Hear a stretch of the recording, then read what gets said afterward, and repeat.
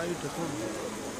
नहीं लाओगे मैं कल से करिए करिए रुको होगा तो टाइट है करिए।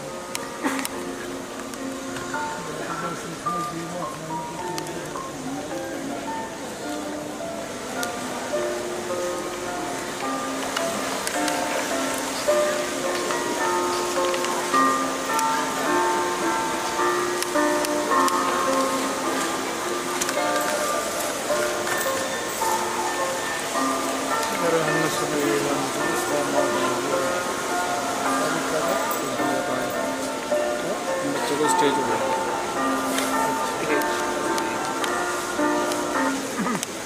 प्रोग्राम तो ही एक घंटे का रेस्ट लेगा तो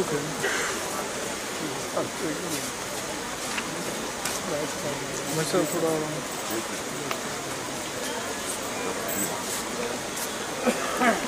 क्या बता दो। I welcome you all to this seminar, End of Illness. पिछले 2 महीनों से we are conducting these programs, as you could see on the slides. आपने अभी देखा. Nothing in this world can destroy your happiness more than you are trying to live with an illness. You are trying to live with a sickness. दुनिया में सबसे ज़्यादा दुखदायी चीज़ है बीमारी के साथ जिंदा रहने की कोशिश करते रहना। इससे पहले कि हम प्रोग्राम फॉर्मली शुरू करें, मैं आदर्श विद्या निकेतन की प्रिंसिपल डॉक्टर अनुरूप कौर को रिक्वेस्ट करूंगा, जिन्होंने 7 अप्रैल को आपने फोटोग्राफ देखा किरण बेदी जी जब आई थी, आप ही की तरह यहाँ पे आके like one of the participant attend किया, और उसके बाद उन्होंने जो अपने स्कूल में किया, अपने घर में किया, मैं चाहूँगा कि आप अपने शब्दों में ये एक्सपीरियंस ऑडियंस से शेयर करें। I welcome Dr. Anurup Kaur, the principal of Adarsh Vidya Niketan.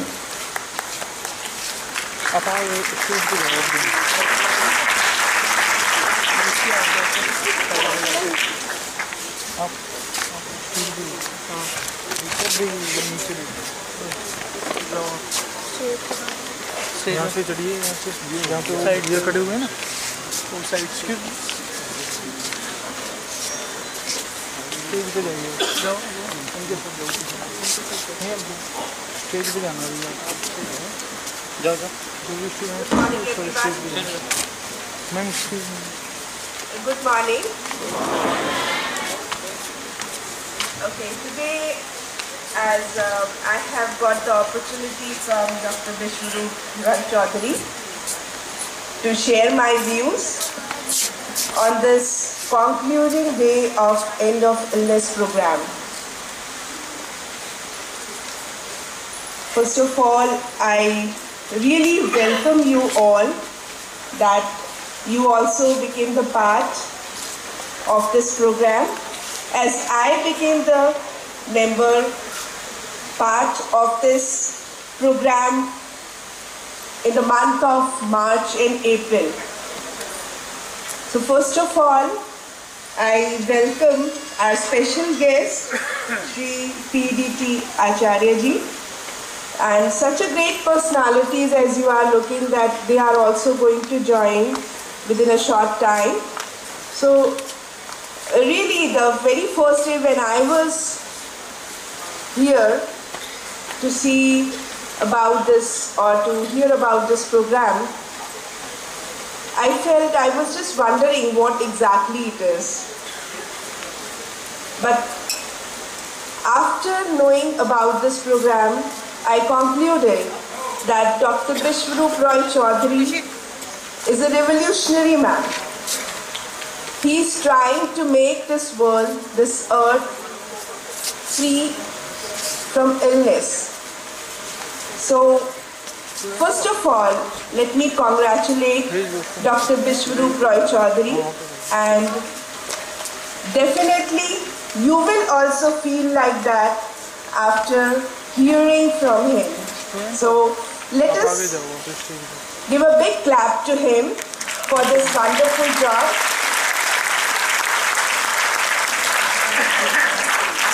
Let me explain, like in the month of March and April, they started this program from the schools, different schools.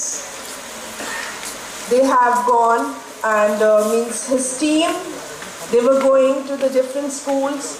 They were giving training programs, workshops, seminars to the students as well as teachers. After that, they selected some students and they invited them for one-day training program. The students who have joined that program, we came to know like they are also feeling very different type of experience after hearing. ये बहुत ही बड़ा अनुभव था बच्चों के लिए, teachers के लिए, सभी के लिए कि एक ऐसी पद्धति जो कि शोध के माध्यम से doctor Vishwaroop Roy Chowdhury, he is going to explain after this speech, जिसमें वो बहुत सारी ऐसी बातें बताएंगे जो जब हमने पहली बार यहाँ आके सुना तो हमें भी बड़ा अजीब सा आश्चर्यचकित कर देने वाला लगा कि इतनी बड़ी बड़ी बीमारियाँ जो डॉक्टर्स कभी भी हमें एक सेटिस्फैक्ट्री आंसर नहीं करते कि what will be the result. They just keep telling us कि आपको मेडिसिन लेने हैं, आपको इन चीज़ों पे प्रिकॉशंस लेने हैं और ये करते रहना है, लाइफ लॉन्ग चलेगा, डायबिटीज़ है. We never hear कि कभी कोई डायबिटीज से बहुत आसानी से बाहर निकल पाया हो. हार्ट पेशेंट्स हैं, किडनी पेशेंट्स हैं, इवन कुछ चीज़ें जो हम नॉर्मली अपने आप को बीमार करते हैं लेकिन हम डॉक्टर्स के पास जाते हैं, we never get the proper answer. मेरे साथ भी ऐसा होता था कि मैं बहुत जल्दी थोड़ा सा ऊंचाई पे जाने पे एक सफोकेशन फील करती थी. तो जो डाइट प्लान सर ने बताया उसके बाद मुझे महसूस होता है कि वो प्रॉब्लम मेरी रिमूव हो रही है, मुझे अब वैसी दिक्कत नहीं होती. मेरे फादर जो कि किडनी एंड हार्ट पेशेंट है, बहुत ही बुरी कंडीशन में काफ़ी टाइम एडमिट रहे पीजीआई में भी, एंड उन्होंने इस डाइट चार्ट को फॉलो किया फ्रॉम लास्ट 1 month और अब वो ये कहते हैं कि मैं काफ़ी बेटर फील कर रहा हूँ. So all these experiences, even my husband, my daughters, we all are following the diet. और कभी ऐसा नहीं लगता कि ये खाया नहीं जा सकता या anything else. Means I know Dr. Vishwaroop Roy Chaudhary, he will explain you very well. So these things are very different and really I appreciate Dr. Vishwaroop for such type of revolutionary environment to make our earth illness free, disease free. So once again I congratulate him and it is really a wonderful job कि ये छोटे छोटे बच्चे, even हमारे school से भी काफ़ी सारे बच्चों ने ये 1 day ट्रेनिंग प्रोग्राम जो कि इन्होंने 22 अप्रैल को ऑर्गेनाइज किया था उसमें पार्टिसिपेट किया और वो बच्चे आगे जा कर के अपने नेबर्स में अपने पेरेंट्स को भी इस प्रोग्राम के बारे में बताते हैं. Now there are lot of queries. Even हमने डॉक्टर विश्वरूप रॉय चौधरी जी को अपने स्कूल में बुलवाया था तो वहाँ पे भी काफ़ी पेरेंट्स क्यूरियस थे and they heard him very patiently and they just thought कि this is really a very good thing that we are hearing from him. तो ये वाकई में बहुत बड़ी बात है जो कि उन्होंने हमारे सामने लाई है. And once again I would request you to give a big clap to Dr. Vishwaroop Roy Chaudhary for such a wonderful job. Thank you, sir. हाँ जी, काम करो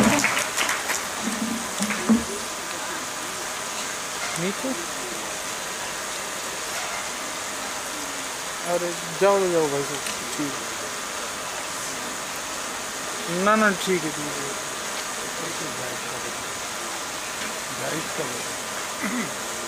ना ना ना कोई दिक्कत नहीं. ना ना ना एक ही बात है, कोई दिक्कत नहीं. ठीक है ठीक है. Good morning to all of you. I welcome you all for End of Illness campaign, and I would like to start by welcoming our esteemed chief guest, Shri PDT Acharya ji, on the stage. I would request him to please come up on the stage, please. And I would request Dr. Vishwaroop Roy Chaudhary to please welcome him.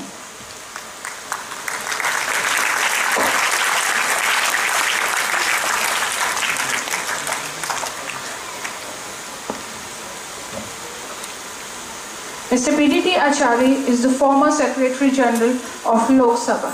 Welcome, sir.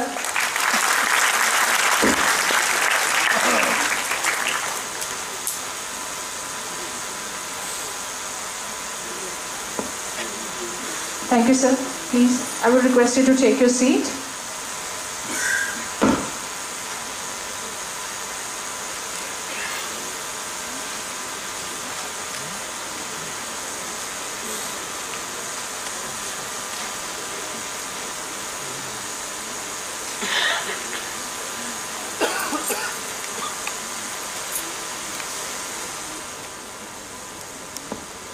I would request Mr. Dharamveer ji to please come up on the stage. Mr. Dharamveer ji.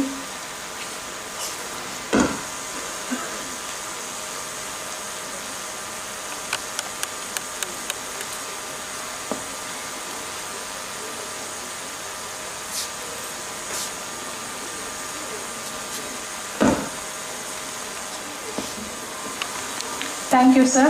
Thank you for coming.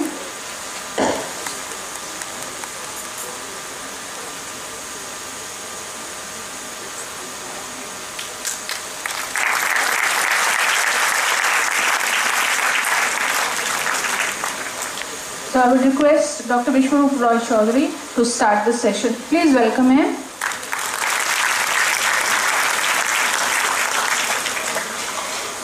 धन्यवाद दोस्तों, मैं आप सबका स्वागत करता हूं और हमारे बीच हमारे guest of honour Ramvilas Sharma ji जो बीजेपी के स्टेट प्रेसिडेंट हैं, they are about to come, and हमारे बीच कृष्णपाल जो यहाँ के एमपी आप सब ने हमने मिलकर चुना है, वो भी रास्ते में वो आने वाले हैं। और कल शाम को मुझे ईमेल आया है मेनका गांधी जी का, और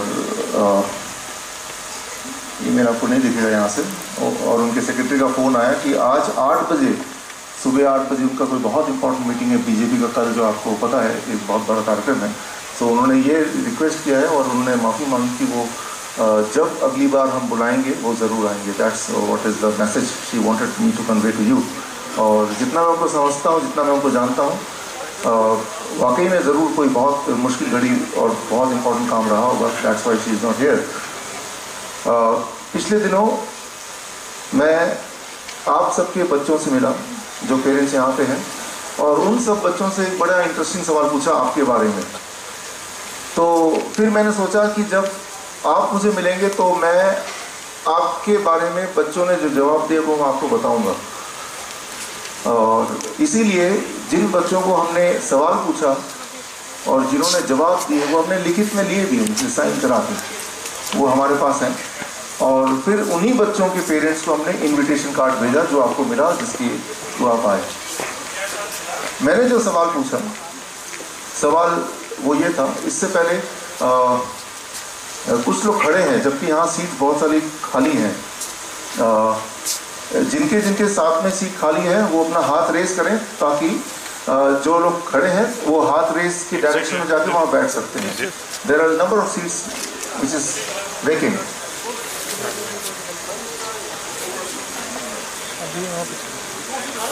रादर आप लोग थोड़ा शिफ्ट कर सकते हैं साइड बाय साइड ताकि इस तरफ अल्टीमेटली सीट खाली रह जाए। कहाँ पे है? आप थोड़ा थोड़ा शिफ्ट कर लेंगे। थर्ड रो 2 सीटें हैं।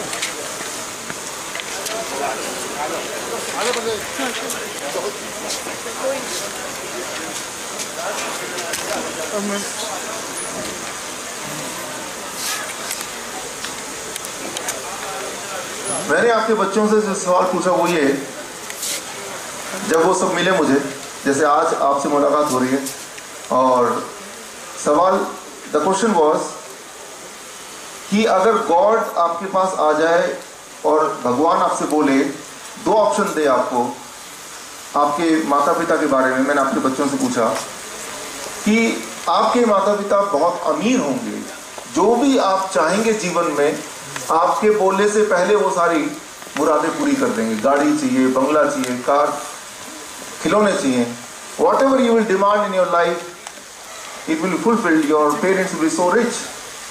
पहला ऑप्शन। लेकिन वो जीवन भर बीमार रहेंगे और 70 के उम्र तक वो चल बसेंगे, पहला ऑप्शन। या फिर आपके पेरेंट्स बहुत गरीब होंगे, इतने गरीब कि जिस स्कूल में अभी आप पढ़ते हैं उसकी फीस भी नहीं दे पाएंगे, और प्रिंसिपल बोलेगी आप कल मत आना स्कूल में, आपके पिताजी ने फीस नहीं दी। आपकी कोई भी ख्वाहिश पूरी नहीं कर पाएंगे, कोई भी ख्वाहिश पूरी नहीं कर पाएंगे, छोटी छोटी ख्वाहिश पूरी नहीं कर पाएंगे, लेकिन वो हेल्दी रहेंगे, 100 साल जिंदा रहेंगे। ये सवाल मैंने पूछा, ऐसे ही रिपीट किया 2-3 बार। फिर मैंने पूछा आप में से कितने लोग ऐसे हैं जो हाथ रेस करें, जो गॉड को बोलेंगे नहीं सेकंड वाला ही ठीक है, हमें कुछ चाहिए नहीं, लेकिन 100 साल वो जिए। आई एम श्योर आपको ये विश्वास होगा कि ऐसा सवाल मैंने करीब 83,000 स्टूडेंट से पूछा, और सभी का जवाब ये था कि हम चाहते हैं हमारे पेरेंट्स 100 साल जिए, चाहे हमें कुछ ना मिले। सो दोस्तों, थैंक यू। अक्सर मैं भी एक पेरेंट हूँ, अक्सर हम इस जद्दोजहद में लग जाते हैं कि हमें अपने बच्चों के लिए करना है, बच्चों के लिए करना है, बच्चों की सारी ख्वाहिश पूरी करनी है। लेकिन दोस्तों, बच्चों की जो पहली ख्वाहिश है वो तो आपका हेल्थ है, राइट? उसके बिना उनको कुछ नहीं चाहिए। एक सवाल मैं आपसे पूछता हूँ, अभी इन दिनों स्कूल्स में मैं गया, 83 स्कूल्स, अलग अलग पब्लिक स्कूल, उनमें से आप सबके स्कूल में गया, तभी आपको हमारा इन्विटेशन मिला, और एग्ज़ाम का माहौल चल रहा था, मार्कशीट का, अब तो रिजल्ट आ गए हैं। अगर गॉड यहाँ पे अभी आ जाए और आपको पूछे कि आपका बच्चा टॉपर होगा, ना केवल स्कूल का, आपके शहर का, हर बार टॉपर होगा, हर सब्जेक्ट में 100% मार्क्स आएंगे, लेकिन वो थोड़ा बीमार सा रहेगा, हमेशा बीमार सा रहेगा, पहला ऑप्शन। दूसरा ऑप्शन, आपका जो बच्चा है वो बहुत हेल्दी होगा, बीमार पड़ेगा ही नहीं, लेकिन हर सब्जेक्ट में 0 मार्क्स आएंगे, सारी टीचर बोलेंगी ये तो बहुत दलाइक बच्चा है, 0 मार्क्स आएंगे। मैं आपसे पूछता हूँ, कितने लोग ऐसे हैं, हाथ रेस करें, जो बोलेगा गॉड को कि गॉड सर आप सेकंड वाला ऑप्शन ही ठीक रहने दीजिए। How many of you will go for second option? Thank you. कितने लोग पहले ऑप्शन के लिए जाएंगे, वो भी हाथ रेस करें, और बाकी बीच वाले लोग कहाँ गए? मैं समझ गया कि हाथ ऊपर करने में थोड़ी आलस हो रही है। आपकी दिल की बात मैं जानता हूँ, because I am a parent. मेरा बच्चा अभी 8 महीने का है, 8.5 महीने का ही है, और मुझे अभी से चिंता लग गई, तो मैंने कहा कि आप पेरेंट्स से आपसे टिप्स लेता रहूँगा, इसलिए मैंने कहा चलो ये भी एक एजेंडा है मेरे आज का यहाँ पे। तो आज हमारे बीच करीब 16 शहरों से, अलग अलग शहरों से, पोरबंदर से, सूरत से, हैदराबाद से, मेरठ से, नागपुर से लोग आए हैं। हमारे वॉलंटियर, हमारे मित्र आए हुए हैं। वो मित्र ऐसे जैसे आप मित्र बनने वाले हैं। इसके बाद उन्होंने जब हमारा एंड ऑफ इलनेस प्रोग्राम देखा तो उन्होंने अपना तन मन धन लगा दिया इसको प्रमोट करने में, आगे बढ़ाने में। सो मैं इसलिए बता रहा हूँ आपको क्योंकि आप भी ऐसा करने वाले हैं। जीवन में जो सबसे ज़्यादा दुखदाई चीज़ है, बीमार रहते हुए जिंदा रहने की कोशिश में लगना। एक सवाल मैंने सारे बच्चों से पूछा, सवाल मैं आप अभी भी पूछता हूँ, what is the standard blood pressure? या आपसे पूछता हूँ, what is the standard blood pressure? क्या आंकड़ा है वो?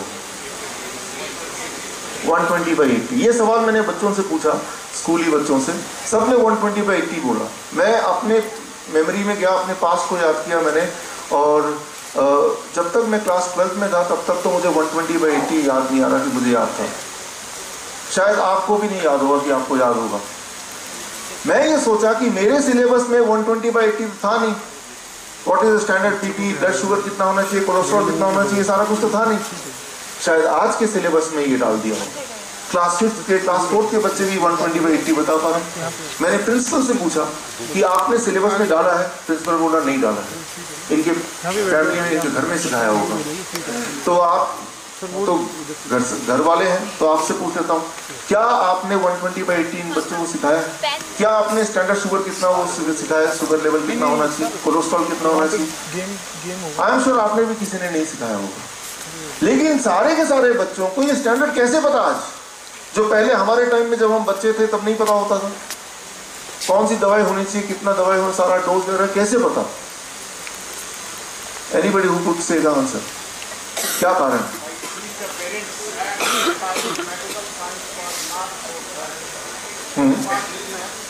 10 साल पहले सर आप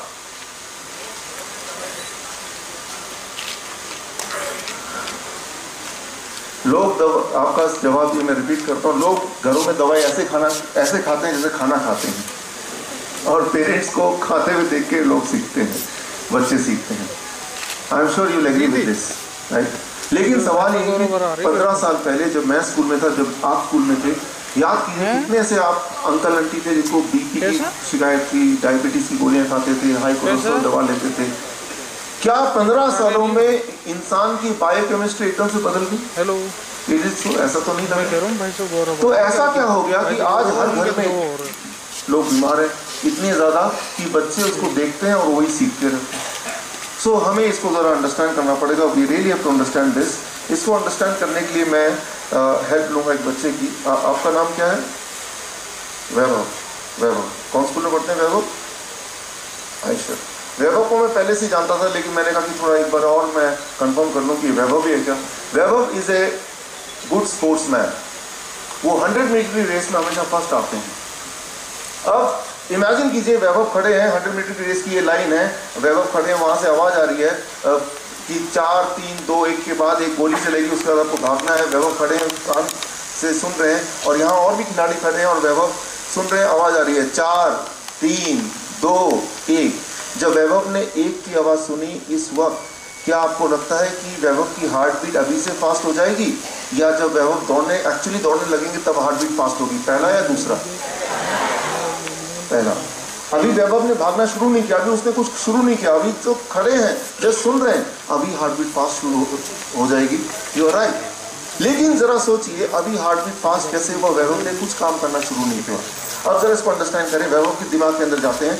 वैभव ऐसे खड़े हैं, भागने को तैयार है, वहां से आवाज आ रही है 4 3 2। जब ऐसी आवाज आ रही तो वैभव का दिमाग, एक ब्रेन देख रहा है, ये वैभव ऐसे क्यों खड़ा है, ये क्या करना चाहता है, वो आवाज कहां से आ रही है, लोग क्यों खड़े हैं? तो ब्रेन क्या करता है, पुरानी मेमोरी में जाता है कि पिछली बार जब वैभव ऐसे खड़ा था और ऐसी आवाज आ रही थी तो वैभव ने क्या किया था, वो तो दौड़ा था, भागा था, राइट। इसका मतलब ब्रेन ने अनुमान लगा लिया इस बात भी वैभव दौड़ेंगे, भागेंगे। ब्रेन का काम होता है सबसे पहले इंटीमेट करना हार्ट को कि भाई अगला स्टेप क्या होने वाला है। ब्रेन ने इमीडिएटली हार्ट को बताया, देखो भाई वैभव भागने वाला है। हार्ट को पता है जब भी वैभव भागेगा, हार्ट से ज़्यादा ऑक्सीजन मांगेगा, ज़्यादा न्यूट्रिएंट मांगेगा, ज़्यादा कई सारे हार्मोन मांगेगा। तो हार्ट ने अपनी तैयारी पहले से शुरू कर दी, हार्ट बीट पहले से फास्ट हो गया, राइट। सो अब वैभव एक्चुअली भागने लगे, हार्ट बीट फास्ट है, ज़्यादा ऑक्सीजन इंटेक हो रहा है, ज़्यादा न्यूट्रिएंट सर्कुलेट हो रहा है, राइट। लेकिन वैभव के बॉडी के कुछ ऑर्गन ज़्यादा काम कर रहे हैं, कुछ मसल्स पे ज़्यादा जोर आ रहा है, यानी कि उन मसल को ज़्यादा ऑक्सीजन चाहिए, उन मसल को ज़्यादा न्यूट्रिएंट चाहिए। इसका मतलब ये है कि कुछ ब्रेन को वहाँ ज़्यादा न्यूट्रिएंट पहुँचाना है तो ज़्यादा ब्लड फ्लो देना पड़ेगा। तो ब्रेन अगर वहाँ ज़्यादा ब्लड देगा तो total amount of blood is constant, वो तो एक जैसा ही है, वो ना बढ़ सकता ना घट सकता। तो ब्रेन सोचता है कौन से ऑर्गन से मैं ब्लड लेके उस ऑर्गन में पास ऑन करूँ, मसल्स को दूँ। ब्रेन दोबारा पास की मेमोरी में जाता है और ये देखता है कि वैभव जब भी दौड़ता अपने जीवन में खाना नहीं खाता, यानी कि ये जो डाइजेस्टिव रीजन है यहाँ पे ब्लड की जरूरत खास नहीं है, इस वक्त तो खाएंगे नहीं। तो 25% ऑफ द ब्लड जो कि नॉर्मली इस वक्त भी आपके इस एरिया में सर्कुलेट हो रहा है, उसको ब्रेन स्विच ऑफ करके सिर्फ 5% कर देता है। कितना सरप्लस बच जाएगा? 20%। तो वो 20% बाकी मसल्स में ब्रेन भेज रहा है, राइट। सो वैभव भाग रहे हैं, अभी भाग रहे हैं, राइट। ब्रेन उसको मैनेज कर रहा है। जब भागेंगे तो वैभव की जो बॉडी की हीट है वो बढ़ जाएगी या घट जाएगी? बढ़ जाएगी। लेकिन आपको तो पता है ना, ज़्यादा हीट अगर बढ़ जाए बॉडी की तो ज़्यादा हीट में बॉडी के ऑर्गन स्विच ऑफ होने लगते हैं, यानी कि बंद होने लगते हैं, यानी कि आप डेड हो सकते हैं। तो ब्रेन सोचता है अब मैं क्या करूं। ब्रेन के पास दो ऑप्शन है, या तो वैभव को थका दे, वैभव धड़ाम से गिर जाए, जैसा अक्सर आपने देखा, राइट, यानी कि अब आगे वैभव दौड़ेंगे नहीं, हीट अप ज़्यादा नहीं होगा। आपने देखा जब गाड़ी चलाते हैं धुआं निकलता है आगे, तो गाड़ी को रोक देते हैं थोड़ी देर के लिए। तो ब्रेन कैसा कर सकता है, लेकिन ब्रेन ऐसा करेगा तो वैभव हार जाएंगे। ब्रेन नहीं चाहता कि वैभव हार जाए, राइट। तो ब्रेन क्या करता है, एक और मैकेनिज्म ऑन कर देता है। ब्रेन स्विच ऑन कर देता है स्वेट ग्लैंड्स, राइट, पसीना, पसीने के रास्ते एवोपरेट होगा वो वाटर, पसीना जो है बनेगा, और उससे एटमॉस्फेयर में सारा हीट जाने लगेगा, यानी कि वैभव का हीट एक लेवल से ज़्यादा बढ़ेगा नहीं। अब वैभव भाग रहे हैं और बॉडी से पसीना आ रहा है, और पसीने की वजह से धीरे धीरे हीट भी बाहर निकलता जा रहा है। So it will keep on happening. अब वैभव फिर भी भाग रहे हैं, राइट। एक टाइम आएगा कि हमारे बॉडी का जो पानी की मात्रा है वो कांस्टेंट है, थोड़ा सा ही है, वो भी खत्म होने लगा। पानी जब खत्म होने लगेगा तो अब क्या होगा, व्हाट विल हैपन, खून वो ज़्यादा, राइट, उसकी फ्लूइडिटी वो कम हो जाएगी, राइट, उसका फ्लो में मुश्किल होगी, एंड उससे भी बॉडी जैम हो सकता है, he can die on the spot. तो अब ब्रेन सोचेगा, दो ऑप्शन दोबारा है, या तो ब्रेन अभी वैभव को थका दे, वो गिर जाए, या फिर ब्रेन कुछ और इंतजाम करे। तो ब्रेन ने एक और इंतजाम किया, वो क्या, प्यास। आपने ध्यान दिया, कभी डिस्कवरी में दिखाते हैं, स्पोर्ट्स चैनल में दिखाते हैं, वो भाग रहा है और जो खिलाड़ी और 10 किलोमीटर की रेस में, और रास्ते में पानी लेके खड़े और पानी छीनते हुए भाग, देखा, पीते हुए देखा। तो वैभव को प्यास लगी और वैभव भाग रहे हैं, साथ में वो कुछ लोग रास्ते में खड़े पानी लेके तैयार, वैभव ने पानी छीना, भागने की स्पीड को बरकरार रखा, पीते हुए गए और भाग रहे हैं। वैभव ने 1 लीटर पानी पी लिया, भाग रहे हैं, मैराथन में भाग रहे हैं, राइट। आप गौर कीजिए, अगर 1 लीटर पानी पी जाएंगे तो एकदम से वैभव क्या आ जाएगा, सुसु आ जाएगी, राइट। लेकिन अगर सुसु आ जाएगी, वैभव बोलेगा अगर आप लोग ठहरो मैं सुसु करके आया फिर भागूंगा, राइट, वैभव तो हार जाएंगे। तो ब्रेन नहीं चाहता कि वैभव हार जाए, तो ब्रेन क्या करेगा, राइट, जो ब्लैडर है जहाँ पे यूरिन इकट्ठा होता है, उसकी जो सेंसेशन है उसको स्विच ऑफ कर देगी, राइट, उसको स्विच ऑफ कर देगी, ताकि वैभव भागते तो रहे, राइट, लेकिन वो यूरिनेट की सेंसेशन वो अभी ना आए, जब तक कि रेस ना खत्म हो जाए। Try to understand, your brain is like an expert driver. पल पल कैसे वो आपको अंडरस्टैंड करके पुरानी मेमोरी में जाके आपके बॉडी के मैकेनिज्म को कंट्रोल करता है। मैं अगर आपसे पूछूं कि आपके शहर में, आपके इस लोकेलिटी में जहां आपकी गलियां हैं, या आपके इस रास्ते मेन मथुरा रोड में, what is the safe driving speed, anybody, safe driving speed कितना होना चाहिए? कोई आपसे पूछे आपके शहर में आके कितना होना चाहिए? 50 kilometre per hour, right, 50 kilometre. मैं अपनी गाड़ी का जो मोटर है वो ऐसे सेट कर देता हूँ कि जब भी गाड़ी स्टार्ट होगी वो 50 किलोमीटर में ही चलेगी, ना कम ना ज़्यादा। क्या वो सेफ होगा, ये सुन लो, नो। अच्छा, तो ये तो 50 तो सेफ नहीं होगा भाई, तो कितने में मैं कर दूँ? Any other answer? 60 किलोमीटर कितना कर दूँ? 20 कर दूँ। मैं 20 कर देता हूँ, फिर मथुरा रोड में ले जाता हूँ, मैं हाईवे में ले जाता हूँ और 20 पे रखता हूँ, बिल्कुल वो 20 पे चलेगा, ना ज़्यादा ना कम। Will that be safe? Can not be safe, तब भी वो सेफ नहीं होगा, right. So what is the safe limit? Actually आप एक एक्सपर्ट ड्राइवर है तो आपको पता है कि कोई एक सेफ लिमिट हो ही नहीं सकती, वो तो सिचुएशन में बेस्ड है। हर पल आप उसको थोड़ा थोड़ा चेंज करते रहेंगे, थोड़ा चेंज करते रहेंगे। एवरी मोमेंट बाय मोमेंट आप उस सराउंडिंग को देखेंगे और अकॉर्डिंगली अपनी स्पीड को आप कंट्रोल करेंगे। सिमिलरली आपका ब्रेन भी ऐसा करता है। आपने देखा वैभव केस में ब्रेन ने कैसे सर्कुलेट किया, किस तरह से मोमेंट बाय मोमेंट चेंज किया। ये जो 120/80 का आंकड़ा है, ये कोई आंकड़ा ही नहीं है। First of all it is an imaginary, right, a symbol, just imaginary number, right। ये जो मैंने आपसे सवाल पूछा कि 120/80, ये सवाल आज से 10 साल पहले पूछा होता तो आप बोलते 140/90, उससे 5 साल पहले पूछा होता तो आप बोलते 160/100, अगले 5 साल बाद पूछूंगा तो बोल देंगे आप 110/70। ये आंकड़ा स्क्वीज होता जा रहा है, राइट।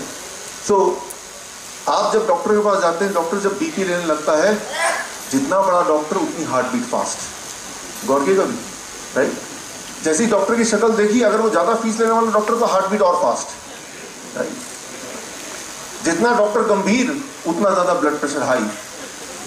अब जब डॉक्टर मेजर करेगा, that is not your real blood pressure, that is the blood pressure at that moment, right, like Vaibhav's, right. इसे कहते हैं व्हाइट कोट सिंड्रोम, राइट। तो डॉक्टर ने जो ब्लड प्रेशर मेजर किया उनके हिसाब से that is your real blood pressure, but reality ये है वो तो उनको देख के आपकी बीपी बढ़ गई।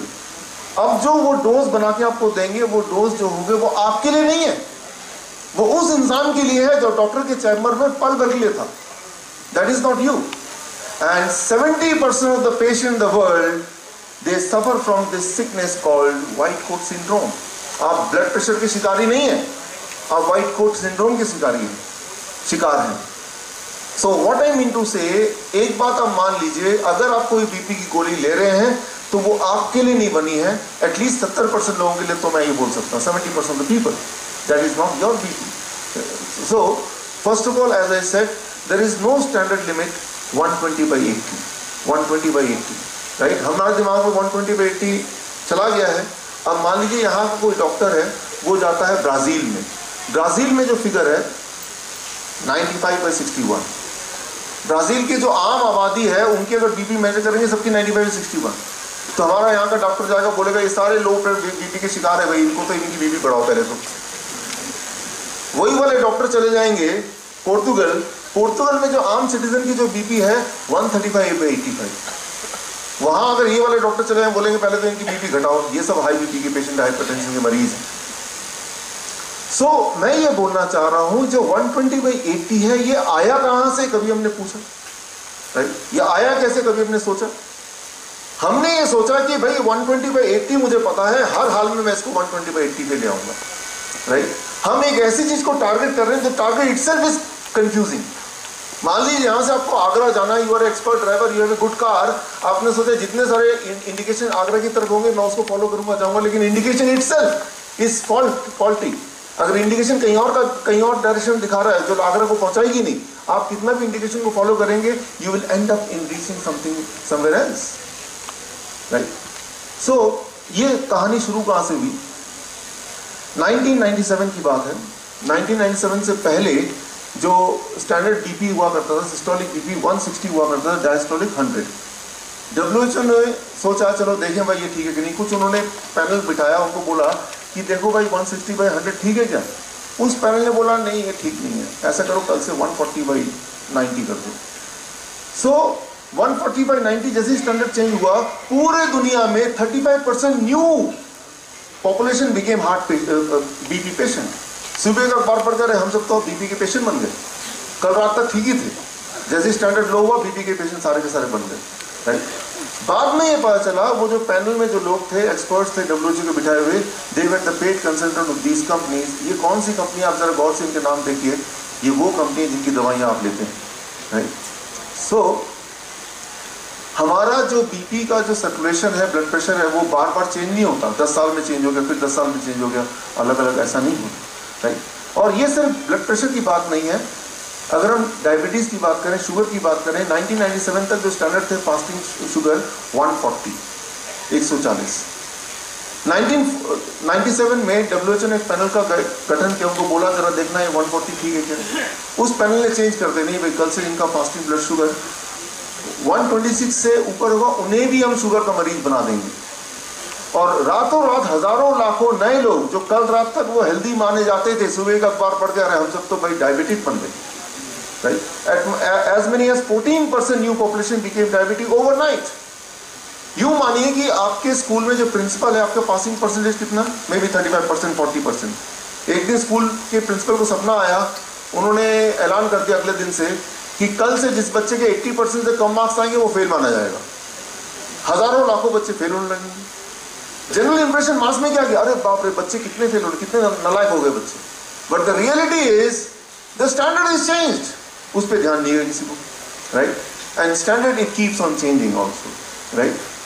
सो ये जो पैनल में जो लोग थे, डायबिटीज के पैनल के जो लोग हैं, उनके नाम है, वो 9 लोगों के नाम आप नहीं देख पाएंगे वहां से, राइट? और वो सारे कंपनी जिनके साथ ये एसोसिएटेड है, ये that is them, and these are the very company those who manufacture the diabetic drugs, right? ये वो कंपनी जो दवाइयाँ डायबिटीज की बनाते हैं। आप गौर कीजिए कि ऐसा एक टाइम था 15 साल पहले, ज़्यादा लंबी बात नहीं, 1997 से पहले, राइट? तब अगर किसी पूछे हाइपरटेंशन कितने लोगों को, डायबिटीज कितने लोगों को, rarely you would have found at that time, 15 साल पहले। आज अगर मैं यहाँ पे बोलूँ, कई बार मैं बोलता हूँ, यहाँ नहीं पूछूंगा आपसे कि कितने लोग ऐसे हैं जिनके घर में कोई भी दवा लगातार नहीं चलती हो, कोई ना कोई दवा।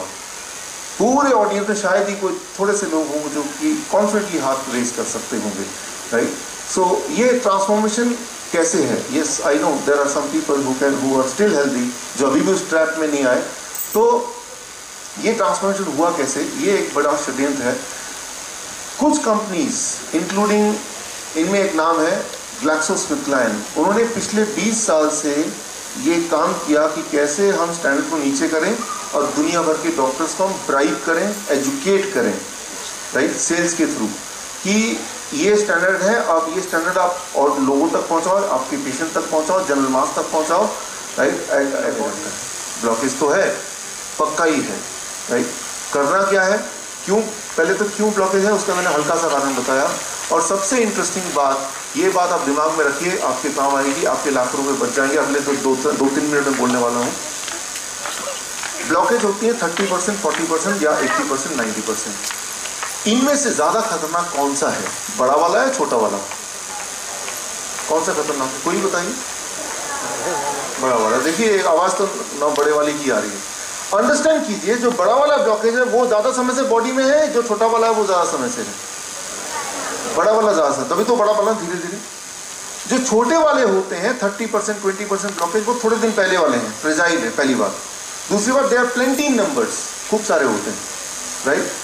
तो जब भी आप स्ट्रेस लेते हैं मेंटल या कोई मेंटली या फिजिकली कोई एफर्ट लेते हैं आउटस्टैंडिंगली, तो जो छोटे वाले हैं उसके फटने के चांसेस 90% ज्यादा होते हैं, 90%। दुनिया भर में देखा गया है, वर्ल्ड का अगर आप वो करें, 90% of the heart attack cases are because of 20 to 30% blockage, and 10% of the heart attack cases are because of 80 to 90% blockage.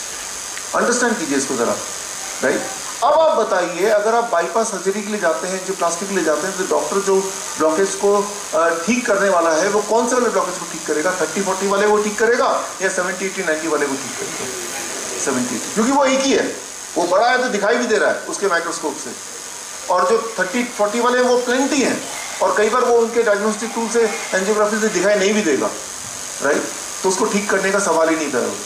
अगर आपने 80-90% ब्लॉकेज को ठीक किया भी, तो भी आपके हार्ट अटैक होने के चांसेस कितने घट गए?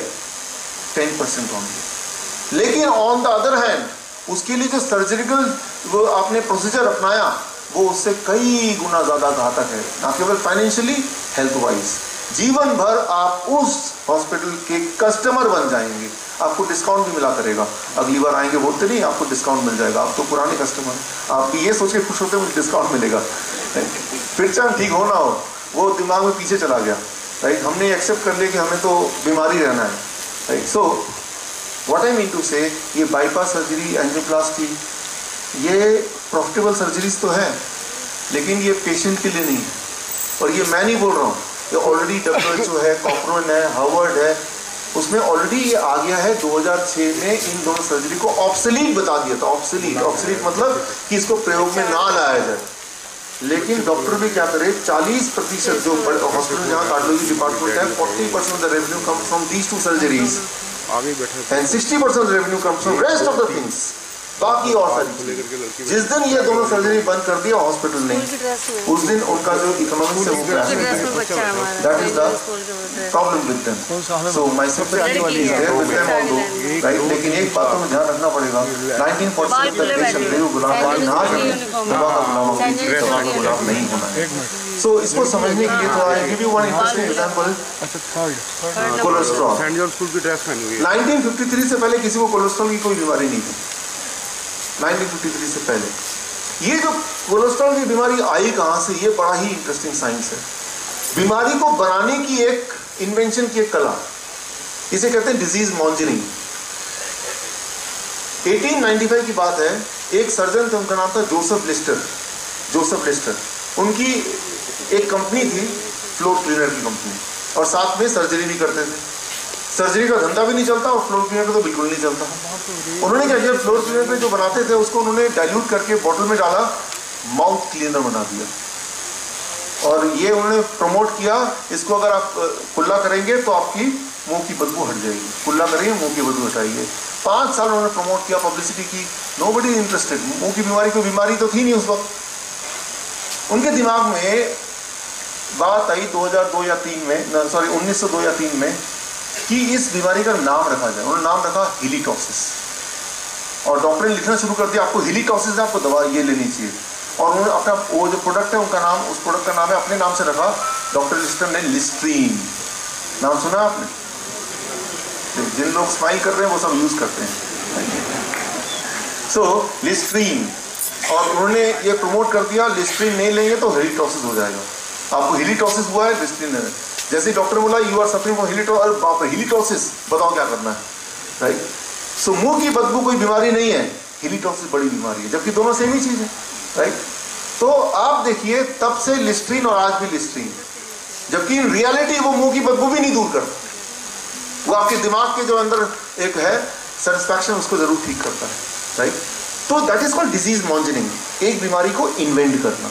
ये पद्धति तब शुरू की थी उन्होंने, और आज उसके बाद कई सारी बीमारी इन्वेंट हुई, उनमें से एक है कोलेस्ट्रॉल। यूनिवर्सिटी ऑफ मिनेसोटा ने प्रूव कर दिया दुनिया में कि जिनके बॉडी में ज्यादा फैट जाता है वो ज्यादा वो हार्ट डिजीज होता है। मोर कोलेस्ट्रॉल मोर हार्ट डिजीज। 1953 में ये हो गया कि कोलेस्ट्रॉल कम करो, बीमारी कम करो, हार्ट डिजीज कम करो। तो कोलेस्ट्रॉल कम करने के लिए कोलेस्ट्रॉल लोअरिंग ड्रग्स, स्टैटिन वगैरह लो। WHO ने देखा कि जो लोग, 2 लोग हैं, दोनों की कोलेस्ट्रॉल बढ़ी हुई है, एक ने स्टैटिन लिया कोलेस्ट्रॉल लोअरिंग ड्रग, एक ने नहीं लिया। पूरे दुनिया में ये देखा गया कि जिन लोगों ने स्टैटिन लिया यानी कोलेस्ट्रॉल लोअरिंग ड्रग लिया, उनका कोलेस्ट्रॉल तो घट गया, लेकिन उनके मृत्यु के चांसेस 47% बढ़ गए, 47% बढ़ गए।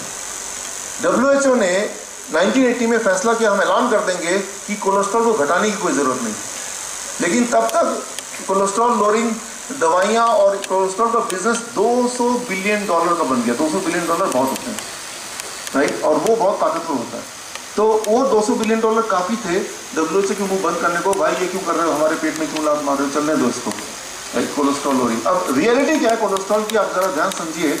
आपको ये सबको पता है HDL LDL, good cholesterol bad cholesterol, इसलिए साइंस स्टूडेंट होने की जरूरत नहीं है, इनफैक्ट स्टूडेंट होने की भी जरूरत नहीं है।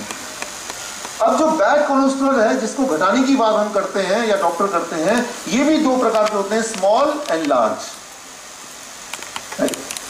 इनमें से जो स्मॉल बैड कोलेस्ट्रॉल है वही ऐसे हैं जो आपके पाइप यानी कि आर्टरीज के अंदर पेनिट्रेट कर सकते हैं, उसको छेद करके निकल सकते हैं। इन रियलिटी LDL जो स्मॉल वाला है that is going to make you harm, right. आप में से कितने लोग ऐसे जिनको पता होगा कि आपके LDL स्मॉल वाला कितना है, लार्ज वाला कितना है? पूरे देश में कोई एक भी आदमी नहीं होगा जो ये बोल सके मेरा LDL, ये तो सब बोल देंगे मेरा LDL कितना है, HDL कितना है, पर LDL में स्मॉल कौन सा है, कितना है, लार्ज कौन सा है, कोई बोल सकता है? क्योंकि वो जो डायग्नोस्टिक सिस्टम है, magnetic resonance imaging for cholesterol, right, वो इंडिया में भी आई नहीं, वो आएगी 6 महीने बाद, साल लग जाएंगे। जब वो आएगी तब ये प्रचार होगा, अरे आपका स्मॉल कितना है, जैसे आप बोलते हैं आपका LDL कितना है, गुड कोलेस्ट्रॉल कितना, बैड कोलेस्ट्रॉल। याद कीजिए आपसे 20 साल पहले 10 साल पहले गुड बैड नहीं था, हाई था कोलेस्ट्रॉल या नहीं कोलेस्ट्रॉल था। अब आने वाला है स्मॉल वाला कितना है, लार्ज वाला कितना है। अच्छा इसमें कितना खर्चा लग जाएगा, ये मैग्नेटिक रेजोनेंस इमेजिंग का खर्चा लगेगा 12,000 कम से कम एक बार डायग्नोस करने का, वो हर महीने चेंज भी होगा, हर महीने करना है, तो 12,000 तो बचा लीजिए आप हर महीने के लिए, राइट। सो इसका मतलब ये है कि जो लोग कोलेस्ट्रॉल लोअरिंग ड्रग आप में से ले रहे हैं वो अंधेरे में तीर चलाने की तरह है, क्योंकि आपको पता ही नहीं है, हो सकता है आपका लार्ज वाला ज्यादा हो और वो तो बॉडी के लिए अच्छा ही होता है। अब जो दवा ले रहे हैं वो क्या कर रही है, राइट, जो स्टैटिन है, दुनिया में आपको बहुत ही अमेज्ड होगा जान के कि कोलेस्ट्रॉल लोअरिंग ड्रग दुनिया में बनी ही नहीं है अब तक। अरे ये कैसे, जो हम दवाई ले रहे हैं वो तो कोलेस्ट्रॉल लोअरिंग ड्रग ही तो है। मैं आपको समझाता हूं, उसका नाम कोलेस्ट्रॉल लोअरिंग ड्रग है लेकिन वो cholesterol lowering drug in reality है नहीं। कैसे? जो स्टैटिन है, जो कोलेस्ट्रॉल लोअरिंग ड्रग है, वो क्या करता है, जब आप लेते हैं वो कोलेस्ट्रॉल को घटाता नहीं है, एक और केमिकल, एक और एंजाइम को घटाता है, उसका नाम है CoQ10। आप में से काफी लोगों को पता होगा CoQ10 क्या करता है। उसके कई सारे काम है, उनमें से सबसे इंपॉर्टेंट काम है आपके हार्ट की मसल को स्ट्रांग बनाते रहना, स्ट्रांग रखना, क्योंकि हार्ट की मसल हर पल काम करता है, सबसे ज्यादा वही काम करता है। हार्ट के मसल को स्ट्रेंथ देता है एक एंजाइम, एक केमिकल जो बॉडी बनाती है, that is called CoQ10, right, that strengthen your heart muscle, right. लेकिन वो जो CoQ10 है, इसका एक और बाई प्रोडक्ट काम है, एक और काम है, वो क्या करता है, कोलेस्ट्रॉल के बनाने के असेंबली लाइन में वहां भी हाथ बटाता है, राइट। अब जब आप कोलेस्ट्रॉल लोडिंग ड्रग लेते हैं, वो CoQ10 को कम कर देता है। CoQ10 को कम करेगा तो CoQ10 कोलेस्ट्रॉल बनाने में हाथ ठीक से बटा नहीं पाएगा, आपकी कोलेस्ट्रॉल घट जाएगी। बट एक और चीज हो जाएगी, CoQ10 कम होगा और तो क्या एक और चीज हो जाएगी, हार्ट कमजोर होने लगेगा। इसीलिए आप गौर करेंगे जितने लोग कोलेस्ट्रॉल लोडिंग ड्रग लेते हैं, within 2 years they become heart patient as well, right. ये कोई छुपी हुई बात नहीं है, ये FDA का वार्निंग है, फूड एंड ड्रग एडमिनिस्ट्रेशन का, राइट। अगर आप कोलेस्ट्रॉल लोडिंग ड्रग लेंगे 18 महीने तक, इरेक्टाइल डिसफंक्शन इन इम्पोर्टेंसी और liver damage with in 1 to 8 weeks। मेरे पास एक पेशेंट आए, सर आप क्या बात करते हैं, हमें तो 2 साल हो गए, मेरा तो लिवर डैमेज नहीं हुआ। लीवर की दिक्कत क्या है आपके और मेरे लीवर की, जब तक वो 80% डैमेज नहीं हो जाएगा, पहला सिम्टम आपको नहीं फील होगा। And the moment you feel the first symptom, that means that 80% damage already happened, right. Substantial इतना हो गया कि अब वो रिवर्स होना काफी मुश्किल होगा। So what I mean to say, the moment you take the drug, this thing happen and it is documented things and you face it every day, right. आप इसको फेस करते रहते हैं। तो मतलब मुझे ऐसा लगता है कि जो डॉक्टर्स की जो साइकोलॉजी कुछ ऐसी है, आपके घर में जो पानी है वहाँ लीक कर रहा है, बाथरूम का पानी, इमेजिन कीजिए आपने प्लम्बर को बुलाया, प्लम्बर ने क्या किया, आपके पानी का जो सप्लाई है वो काट दिया, देखो लीक कर रहा है, नहीं लीक कर रहा है, तो ठीक हो गया ना, right. What I mean to say, अगर आपके ब्लड में कोलेस्ट्रॉल ज्यादा आता है, वो कोलेस्ट्रॉल की गलती नहीं है।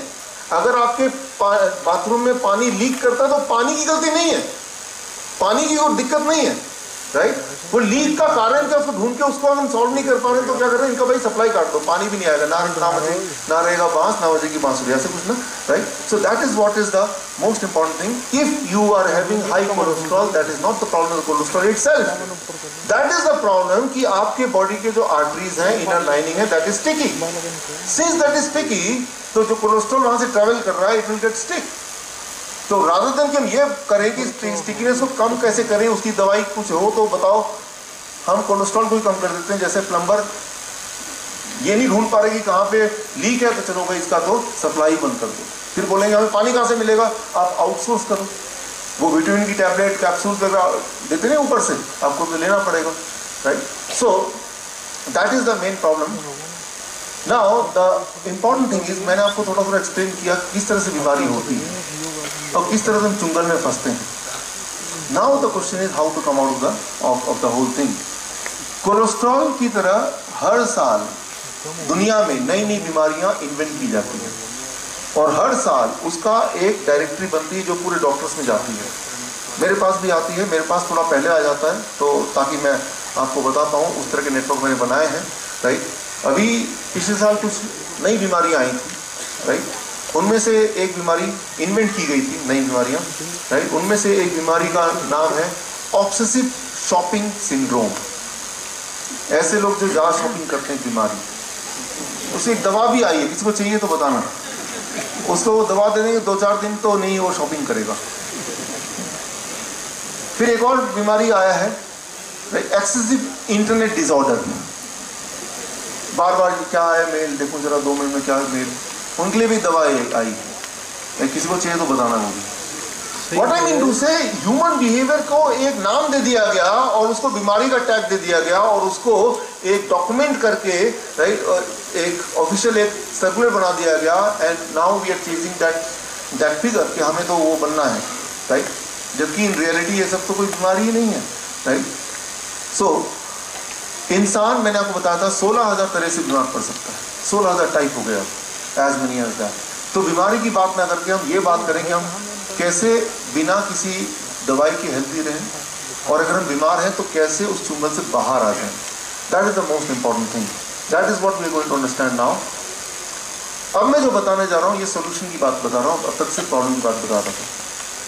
सोल्यूशन ये 1970 की बात है, चाइना के प्राइम मिनिस्टर चाओ इन ले, उनको डॉक्टर ने बोला you are diagnosed with lung cancer. चाओ इन ले ने पूछा मुझे लंग कैंसर कैसे हो गया, how I suffer from lung cancer. चाओ इन ले को डॉक्टर ने बताया कि हो जाता है, पोल्यूशन है, जीन्स हैं, केमिकल हैं। आप गौर करेंगे जब भी डॉक्टर कोई जवाब देंगे तो जवाब ऐसे होंगे जो हमारे हाथ में बस में नहीं होंगे, राइट? जो चीज़ बस में होगा उसके बारे में भी बताएंगे।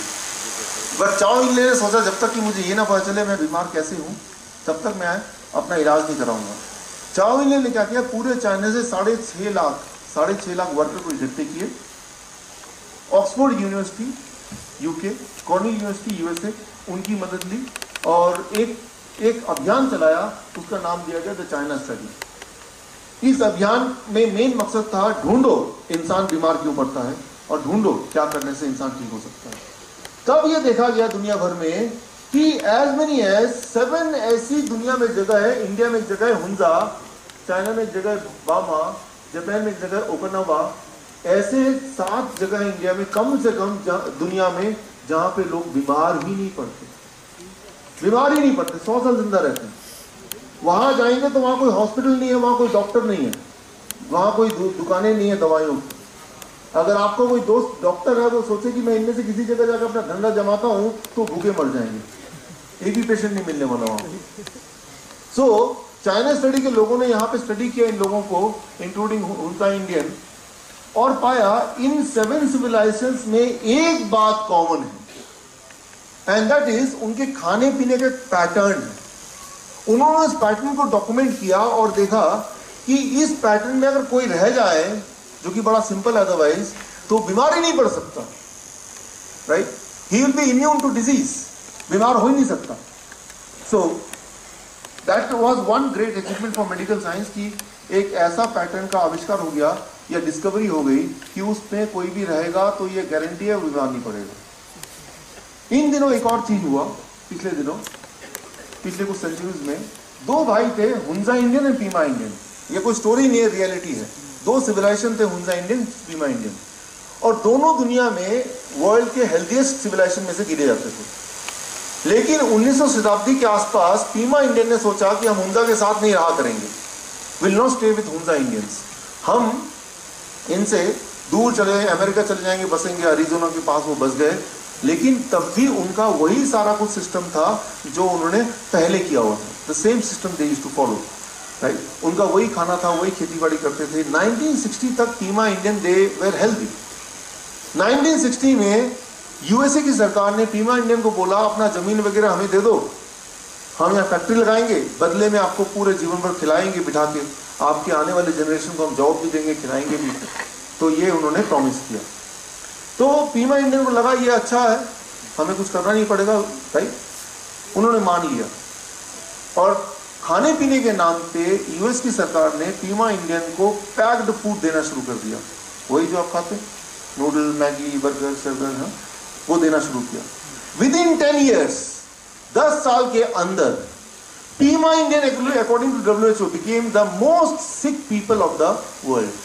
अभी भी गूगल में टाइप करेंगे दुनिया के सबसे बीमार लोग तो पीमा इंडियन आ जाएगा, राइट? वहां पे हर इंसान पेशेंट है, हर इंसान पेशेंट है, everybody is sick, everybody is diseased, Pima Indian, right?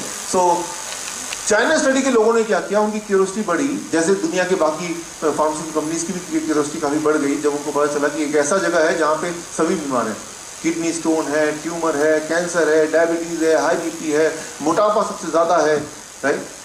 सो आज भी 50% of the Pima Indian according to WHO benefited. 2012 में इसका खुलासा हुआ, अमेरिकन कोर्ट ने इस बात को साबित किया और ग्लैक्सोस्मिथक्लाइन को बिगेस्ट हेल्थ फ्रॉड सेटलमेंट के लिए $3 बिलियन का जुर्माना भरना पड़ा 2012।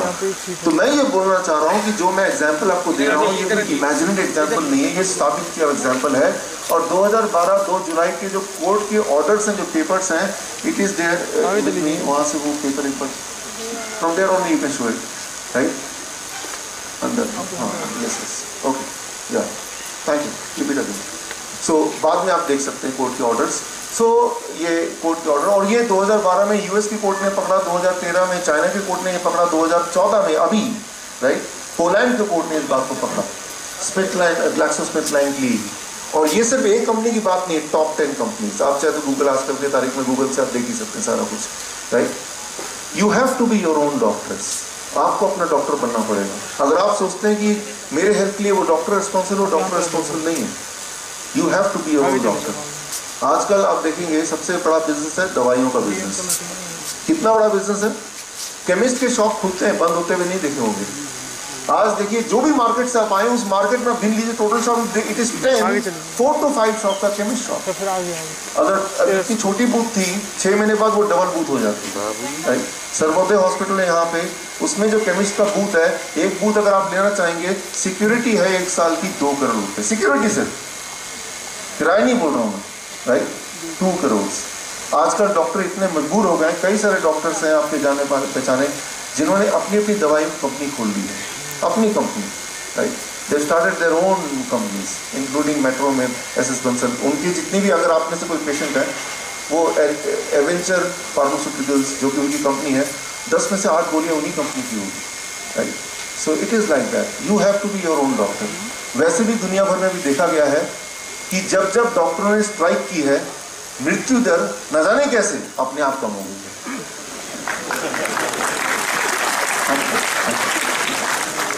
According to Oxford Journal, mortality rate goes down whenever doctors go on strike. दुनिया भर में, इंडिया में भी आपको याद होगा 1 मार्च से लेकर 7 मार्च तक स्ट्राइक हो गए थे डॉक्टरों के, याद है आपको?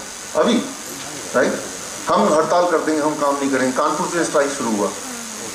करीब 84 हॉस्पिटल्स, गवर्नमेंट, प्राइवेट क्लिनिक और नर्सिंग होम मिला के स्ट्राइक में पार्टिसिपेट किया। एम्स ने भी बाद में पार्टिसिपेट किया था। और अखबार में लगा 30 लोग मर गए, 30 लोग मर गए, 30 लोग मर गए। जब तो स्ट्राइक था तब 5 दिन में 84 या 83 हॉस्पिटल में 30 लोग मर गए, और अब जब स्ट्राइक नहीं है तो उसी 5 दिन में उतने हॉस्पिटल में 1500 लोग मरते हैं, 1500 लोग मरते हैं। कभी भी जाके देखिए, खुला चैलेंज, राइट, 1500, राइट। तो दवाइयों के बिना जितने लोग नहीं मरते, उससे कई गुना ज्यादा लोग दवाइयों के साथ मरते हैं, right. That is one important thing. I strongly feel 1947 तक देश अंग्रेजों का गुलाम था, आज देश अंग्रेजी दवा का गुलाम है। So we have to together come out of it. हम सभी को इससे बाहर निकलना पड़ेगा, और आज का एंड ऑफ इलनेस का जो प्रोग्राम है इसी सिलसिले में आगे बढ़ने के लिए है। तो एक सवाल आता है, तो क्या कल से हम दवा ना खाएं, छोड़ दें? अब आप छोड़ नहीं सकते। बॉडी का एक बड़ा सिंपल साइंस है, I would like to explain that science. क्यों नहीं छोड़ सकते? मान लो किसी को इंसुलिन चढ़ा हुआ है, इंसुलिन के शॉट्स लेते हैं, और तो क्या करता है बॉडी देखता है ये तो आउटसोर्स कर ही रहा है, बाहर से आ रहा है, तो बॉडी आलसी है, अपना मैकेनिज्म स्विच ऑफ कर देता है, राइट। फॉर एग्जाम्पल, मान लो आपको नींद की प्रॉब्लम नहीं, नींद आने की प्रॉब्लम नहीं है, लेकिन फिर भी आपको कोई स्लीपिंग पिल्स यूं ही देता रहता है टॉफी की तरह। अचानक अगर देना बंद कर दे तो आपको एक्चुअली नींद नहीं आएगी। मान लो आपको डिप्रेशन नहीं है, you are not depressed person, but unknowingly you are consuming anti depressing tablets. कुछ दिन बाद अगर दवा नहीं लेंगे बाई चांस, तो actually you start feeling depressed. तो आपकी बॉडी जो है, it becomes drug dependent. When you give the body a particular drug for a particular brief period of time, for the lifetime you become drug dependent. That is one important interesting thing about the drug. We must understand. अगर कोई दवाई आपकी चल रही है, BP की चल रही है, डायबिटिक चल रही है, कोलेस्ट्रॉल, तो एक झटके में आप उसको छोड़ने का जो मेथड मैं आपको बताऊंगा, right? How to free yourself from drugs, how to free yourself from disease, and how to free yourself from doctors as well, right? That I am going to say. What I mean to say, the warning is, अचानक एक दिन छोड़ दिया, that can be deadly. इसलिए नहीं कि दवा आपको हेल्प कर रही है जीने में, बट इसलिए कि बॉडी का एक अपना मैकेनिज्म सिस्टम भी है, वो डिपेंडेंट हो जाता है। फॉर एग्जाम्पल, मान लीजिए यहाँ पे एक टेबल है, इमेजिन कीजिए मैं टेबल को पकड़ के खड़ा हूँ, आपसे बात कर रहा हूँ उसके सहारे से, बिना मुझे वार्निंग दिए कोई अगर टेबल खींच ले, देयर इज अ चांस कि मैं एकदम गिर पड़ूंगा। इसका मतलब ये नहीं कि मेरे पैर में शक्ति नहीं है कि मैं अपने आप में खड़ा हो सकूँ, इसका मतलब ये है कि मैं निर्भर हो गया था उस पर, और अचानक उसको बिना वार्निंग दिए किसी ने खींच लिया। तो बॉडी को बताना पड़ेगा आपको कि भाई आज से डायबिटीज की दवाई लेना मैं बंद करने वाला हूँ, पहले आपको वार्निंग देनी पड़ेगी। तो आपका जो ब्रेन है वैभव की ब्रेन की तरह उसको अंडरस्टैंड करेगा, राइट, एंड देन वो start the process. But how to do it, ये कैसे करना है, right, that is what we are going to understand today. यही हम यहाँ पे आज समझने चाहते हैं, राइट। इस आज के इसका सिर्फ एक ही मकसद है कि we should be free of all the drugs, right, we should be free of all the drugs. इंसान 16,000 तरह से बीमार पड़ता है, 16,000 तरह से। ऐसी बीमारियां जो बाकी एनिमल को कभी नहीं होती। इंसान एक ऐसा जानवर है जो बीमारी से मरता है। कभी सुना आपने बिल्ली हार्ट अटैक से मर गई? अनयूजुअल।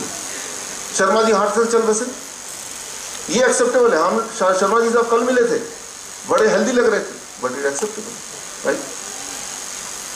फरवरी की बात है, ऐसे ही एक मेरा लेक्चर था, ये तो सिर्फ 1-8 घंटे का है, वो तो 6 दिन का था, रोज 4 घंटे हेल्थ वर्कशॉप। बारामती एक शहर है, वहाँ पे वसंतराव साठे ऑडिटोरियम है, नाट्यगृह। इसी तरह से सैटरडे का दिन था, सुबह का, और जब मेरा ट्रेनिंग चल रहा था साथ में एक प्लेग्राउंड था, वहाँ से शोर आ रही थी। जितनी बार वहाँ पे क्रिकेट मैच का छक्का लगता, एक गाना वो ऑन कर देते और बड़ा डिस्टर्बेंस यहाँ पे आ रहा। मैंने ऑर्गेनाइजर से पूछा भाई ये कब तक चलेगा? उन्होंने बोला कि 6 दिन तक चलेगा। मैं समझ गया कि अगले 5 दिन भी इनको झेलना पड़ेगा। लेकिन अगले दिन संडे था, 2 फरवरी की, when I came I realized there was a pin of silence. कोई क्रिकेट मैच नहीं चल रहा। मैंने पूछा कि वो क्या हुआ 6 दिन का? अभी तो 1 ही दिन हुआ था। तो उन्होंने बोला कि Baramati tigers and Pune Royals के बीच में मैच चल रहा था, बड़ा प्लेग्राउंड था। उसमें Baramati tiger they won the match, वो क्रिकेट मैच जीत गए। उसमें जो मैन ऑफ द मैच मिला mister Raj, right, man of the match mister Raj को मिला।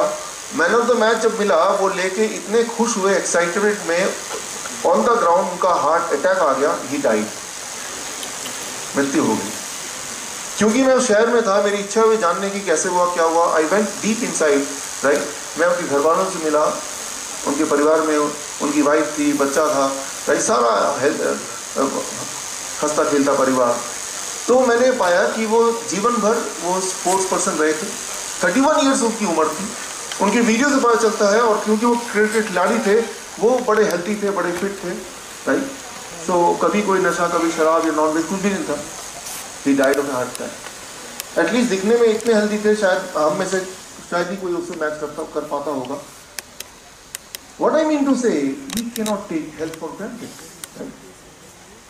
तो लेकिन ये हुआ कैसे, पहली बात। और क्या हम ऐसे अनफोर्सीन चीज़ों को हम अवॉइड कर सकते हैं, ओवरकम कर सकते हैं? क्या कोई तैयारी कर सकते हैं? पहला क्वेश्चन का पहला जवाब ये हुआ कैसे। फिर आज हम क्या करें ताकि वो नौबत हमारे साथ तो ना आए, राइट। तो कैसे हुआ ये बताना अपने लिए बहुत ज़रूरी है, क्योंकि जब तक हमारी गाड़ी खुद की नहीं चोरी होती, हमें लगता है कि चोरी तो किसी और की गाड़ी होती होगी। और एक बार हमारी कोई चीज़ गुम होती है तो दिमाग में आता है एक बार मिल जाए, अगली बार से मैं ध्यान रखूंगा, राइट। तो वो अगली बार ही आई ये बात, राइट। तो I am going to share what happened exactly. ये बात ज़रा ध्यान सुनिए, बिकॉज ये आपको अप्लाई करना है अपने लिए, अपने बच्चों के लिए। आपका जो बॉडी है, मेरा जो बॉडी है, इसमें पाइप्स हैं, ब्लड वेसल्स हैं, कैपिलरीज हैं, आर्टरीज हैं, वेन्स हैं, जिसके थ्रू ब्लड फ्लो होता है exactly in the same manner जैसे आपके शहर में पानी के नीचे पाइप्स हैं जिसके थ्रू हर घर में पानी जाता है। इमेजिन कीजिए हर घर जो है वो अपने आप में बॉडी के हर सेल्स जहाँ पानी पहुँचता है। अब इमेजिन कीजिए एक ऐसा घर है पूरे शहर में जहाँ पानी तो टंकी मेन से तो पानी आ रहा है लेकिन उस घर में नहीं पहुँच रहा, तो कारण क्या होगा? उस घर वाला जो रास्ते वाला पाइप है उसके बीच में कोई ना कोई ब्लॉकेज होगा, राइट। लेकिन कौन से वाले घर में, यहाँ पे मान लो 10,000 घर हैं फरीदाबाद में या 50,000 घर हैं, कौन से वाले घर में और कौन से वाले पाइप में ब्लॉक होगा अभी आपको तब तक नहीं पता चलेगा जब तक कि एक्चुअली ब्लॉक ना हो जाए। ये तो समझते हैं, राइट। सो लेकिन अब इमेजिन कीजिए जिस घर में ब्लॉक है वो आप ही का घर है। अब इमेजिन कीजिए क्या क्या प्रॉब्लम्स होंगी आपको, राइट। अगर पानी नहीं आ रहा तो what all problem you can face. Now you can associate, आपके बॉडी में भी 100 बिलियन सेल्स हैं। एक सेल एक घर की तरह है, और जैसे वो पानी आता है तो वो ब्लड जहाँ नहीं पहुँचेगा तो ब्लड की नहीं पहुँचने से न्यूट्रिएंट नहीं पहुँचेंगे, ऑक्सीजन नहीं पहुँचेगी। इवन हम पानी से और क्या करते हैं, वेस्ट को बाहर निकालते हैं, धोते हैं घर को, राइट। वो सारी चीज़ें उस वाले सेल्स को यानी कि उस वाले घर को नहीं मिलेगी। तो वो वाला सेल यानी कि वो वाला घर it will start dying, right. लेकिन वो घर कौन सा वाला हो सकता है, क्या कोई बता सकता है? अगर वो वाला घर बॉडी के किसी भी पार्ट में होगा आपको कैसे पता चलेगा? उस पार्ट में दर्द होना शुरू कर हो जाएगा, राइट। बट इफ वो वाला घर happens to be your heart तो दर्द नहीं होगा, हार्ट अटैक आ जाएगा, राइट।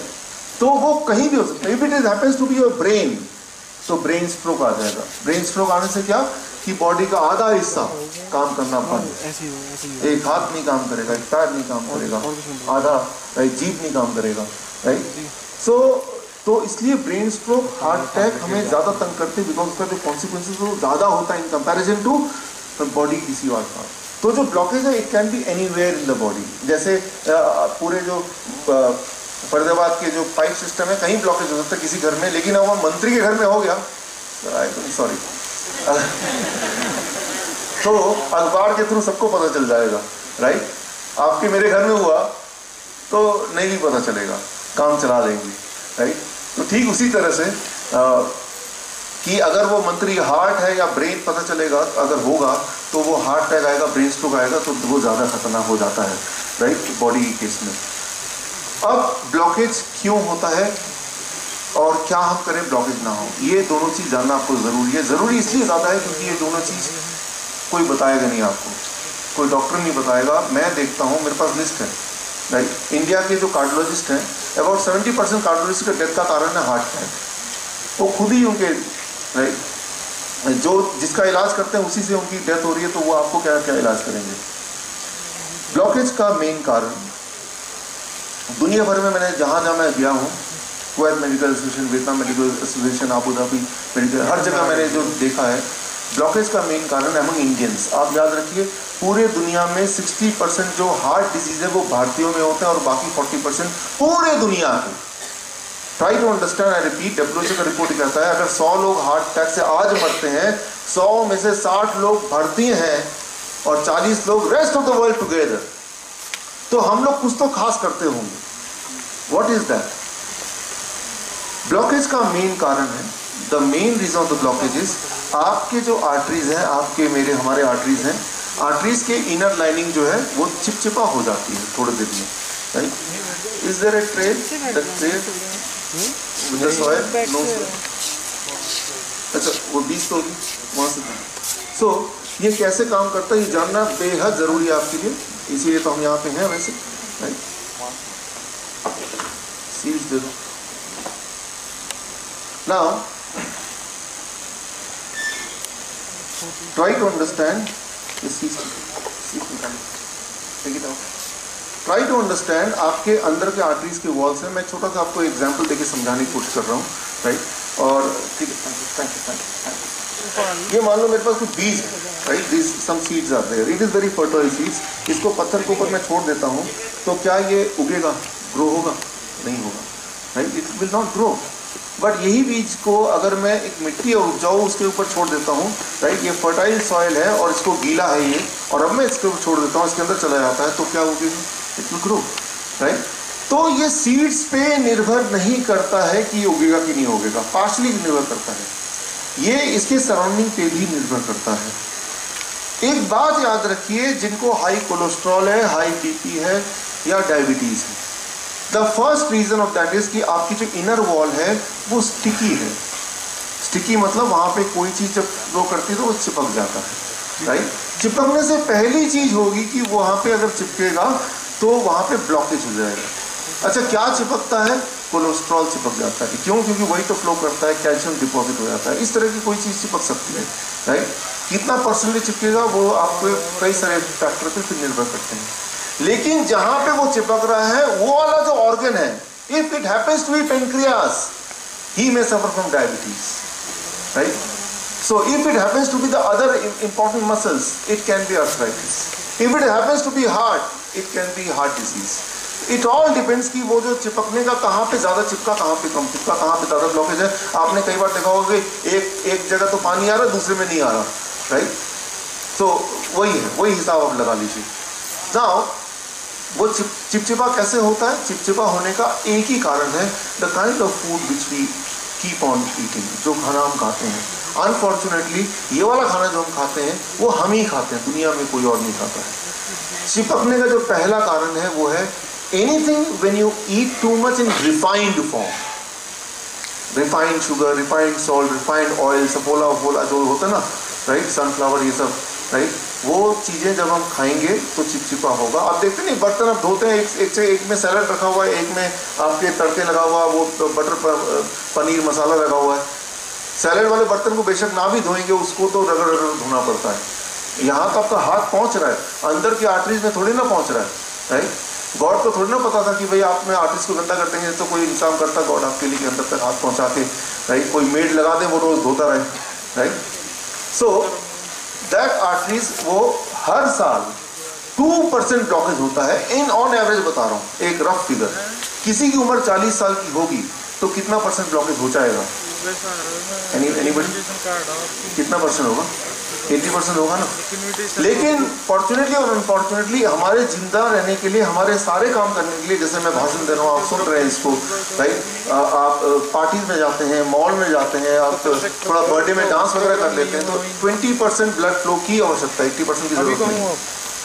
किसी दिन अगर आपके पीछे कोई कुत्ता पड़ जाए, एकदम भागना पड़े, तो 20 की जगह 30% की जरूरत पड़ जाएगी। तो कितना डेफिशिएंसी हो गई? 10%। अब वो 10% के अभाव में brain will trigger pain in that organ, दर्द कि रुको या गिर जाओ, राइट। तो वो फेंट हो जाते हैं, आपने देखा होगा, राइट। गिर जाते हैं, वो देखा होगा, थक जाते हैं, हांफने लगते हैं, देखा, राइट। तो ब्रेन बोल रहा है भाई मैं 20% ब्लड लेता हूँ, लेकिन जो काम आप करने जा रहे हैं, भागने जा रहे हैं कुत्ते से बचने के लिए, राइट, उसके लिए 30% की जरूरत है। तो 10% अभी डेफिशिएंट है। लेकिन फिर भी आप अपने डर के हिसाब से आप भागेंगे तेजी से, तो व्हाट विल हैपन कि वो जो ब्लॉकेजेस हैं वो बस्ट कर सकते हैं। अगर वो फट गए तो 80% 100% में कन्वर्ट होने में 1 मिनट लगेगा। और फिर जैसे मैंने एग्जांपल दिया 31 ईयर ओल्ड राज की, एकदम से डेथ हो सकती है उसी वक्त। इसीलिए अगर कोई कुत्ता पीछे पड़ जाए तो काटने दीजिए, भागेगा मत। काटेगा ही ना, उसका तो फिर भी इलाज है कुछ ना कुछ तो, राइट। सो मैं ये बोलना चाह रहा हूँ कि अगर कोई ये सोचता है कि मेरे बॉडी में ब्लॉकेज नहीं है तो वो एक। अगर आप life saving videos, health tips के रेगुलर अपडेट चाहते हैं, हमसे व्हाट्सएप से जुड़ना चाहते हैं, तो स्क्रीन पे दिए हुए नंबर पर व्हाट्सएप कीजिए अपना नाम।